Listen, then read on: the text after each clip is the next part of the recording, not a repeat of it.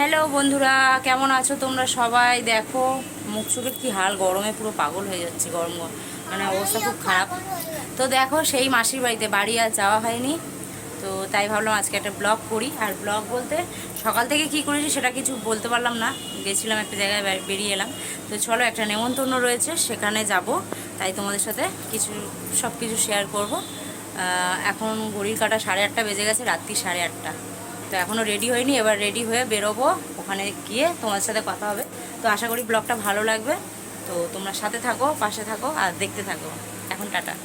তো এই দেখো আমার সাজুগুজু কমপ্লিট, গরমে এই হাল, কিছু করার নেই। তো চলো বেরিয়ে পড়ি, আর একটা গানের সাথে পুরো ভিডিওটা দেখতে থাকো। তারপর দেখো খেতে বসে গেছি এখানে সবাই মিলে একসাথে। তো বেশ আনন্দই লাগছিল, সবাই একসাথে বসে। মায়ের ঘুম পেয়ে গেছিলো, তো মা, মাসি, গুবলু, আমি আর মানু একসাথে বসে পড়েছি। আর ওরা তো ক্যাটারিংয়ে ছিল, তো সেই জন্য ওরা পরে বসবে। দুই ভাই, বর, মেসো সবাই। দেখো আমার চুলটার কী অবস্থা, পেছনে ওই পাখাটা চলছে, তার জন্য চুলটার 12টা বেজে গেছে।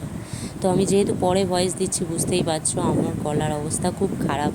দুদিন খুব জ্বরে ভুগেছি, তো গলাটা ধরে গেছে। তো দেখো মানে ওই টাইমটা এত গরম ছিল, আমি ভালো করে সাজুগুজুও করিনি।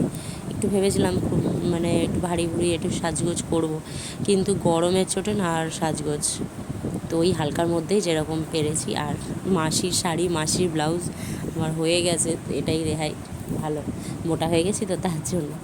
তো চলো ভিডিওটা কেমন লাগলো অবশ্যই একটু কমেন্ট করে জানিও। বাড়ি চলে এলাম, দেখতেই পাচ্ছ গুলো আইসক্রিম খাচ্ছে। আর মানুকে দেওয়া হয়নি, মানুর খুব শরীর খারাপ তার জন্য।